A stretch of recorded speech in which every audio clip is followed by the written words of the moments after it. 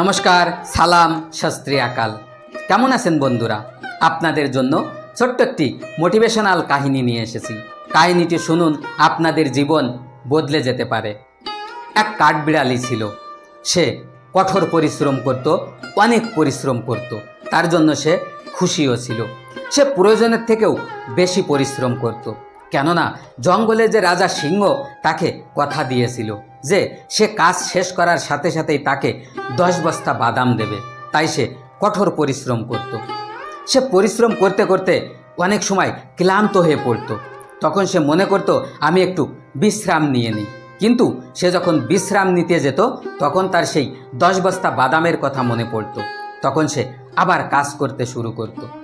সে দেখতে পেত তার আশেপাশে যত কাঠবিড়ালি আছে সবাই খেলা করছে। তখন তারও মনে হতো সে খেলা করবে। সে যখন খেলা করতে যেত তখন তার সেই 10 বস্তা বাদামের কথা মনে পড়তো। আর তখন সে খেলা না করে আবার ফিরে আসতো আর তার কাজ করতে শুরু করত। অর্থাৎ তার জীবনে যত ছোট ছোট স্বপ্ন ছিল সে সেটা পূরণ করতে পারতো না, শুধু সেই কাজের জন্য আর কঠোর পরিশ্রম করে যাচ্ছিল। এমন কথা নয় যে বনের যে রাজা সিংহ সে তাকে 10 বস্তা বাদাম দেবে না। সে তাকে অবশ্যই 10 বস্তা বাদাম দেবে, কেননা সেই সিংহ সৎ ছিল। তাই কাজ শেষ হওয়ার সাথে সাথেই তাকে 10 বস্তা বাদাম দেবে। একদিন সেই দিন আসলো যেদিন সেই কাঠবিড়ালিটি তার কাজ শেষ করলো। তখন সেই সিংহ তাকে 10 বস্তা বাদাম দিল। আর বাদাম পেয়ে কাঠবিড়ালি অনেক খুশি হলো। সে নাচতে শুরু করলো। কিন্তু সেই সময় সে দেখতে পেল সে কাজ করতে করতে পরিশ্রম করতে করতে তার অর্ধেকের বেশি জীবন পার হয়ে গেছে। তার দাঁতগুলো সব নড়ে গেছে, তার দাঁতগুলি সব ক্ষয় হয়ে গেছে। এখন সিংহ তাকে 10 বস্তা বাদাম তো দিয়েছে, কিন্তু এই 10 বস্তা বাদাম খাবে কি করে? তার তো দাঁত সব ক্ষয় হয়ে গেছে, নড়ে গেছে। তখন সে বড় চিন্তায় পড়ে গেল আর সেই 10 বস্তা বাদামের পাশে বসে কান্না করতে শুরু করলো। তো বন্ধুরা, ছোট্ট কাহিনী আমাদের এই শেখায় যে আমাদের জীবনেও প্রতিনিয়ত এমন ঘটনা ঘটেই চলেছে।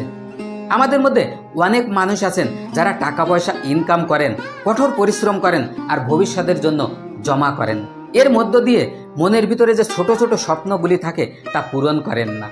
বয়স যখন 60 বছর হয়ে যায়, তখন বয়স তো বেশি হয়ে যায়, তখন ওই যে ব্যাংক ব্যালেন্স তৈরি হয়, বাড়িঘর তৈরি হয়, ব্যাংক ব্যালেন্স তৈরি হয়, তা ভোগ করার আর সাধ্য থাকে না। তখন পরিবারে নতুন সদস্য এসে যায় আর তারাই পরিবারকে চালনা করে। কিন্তু ওই পরিবারের সদস্যগুলি কখনো কি জানতে পারবে, বুঝতে পারবে যে এই ব্যাংক ব্যালেন্স বাড়িঘর বানানোর জন্য কত পরিশ্রম করতে হয়েছে, কত কষ্ট করতে হয়েছে? জীবনে দুনিয়ায় এমন কোনো মানুষ নেই যে টাকা দিয়ে পিছনে চলে যাওয়া সময়কে আবার ফিরিয়ে আনতে পারবে। কেননা টাকা দিয়ে কখনো চলে যাওয়া সময়কে ফিরিয়ে আনা যায় না। তাই জীবনে যে ছোট ছোট স্বপ্নগুলিকে আছে সেইগুলিকে পূরণ করার চেষ্টা করুন। তা না হলে দেখবেন ওই বয়স 60 বছর হওয়ার পরে ওই সেই কাঠবিড়ালির মতো আপনিও বসে বসে কান্না করতে পারেন। ওই কাঠবিড়ালির মতো অবস্থা আপনারও হতে পারে। তাই কঠোর পরিশ্রম করুন আর জীবনের যে ছোট ছোট খুশিগুলো আছে, যে ছোট ছোট ইচ্ছাগুলো আছে তা পূরণ করার চেষ্টা করুন। আর আমার এই ছোট্ট কাহিনীটি যদি ভালো লাগে তাহলে অবশ্যই একটা লাইক আর একটা সাবস্ক্রাইব করে বেল আইকন প্রেস করে দেবেন, যেন আমি আপনাদের সাথে জুড়ে থাকতে পারি।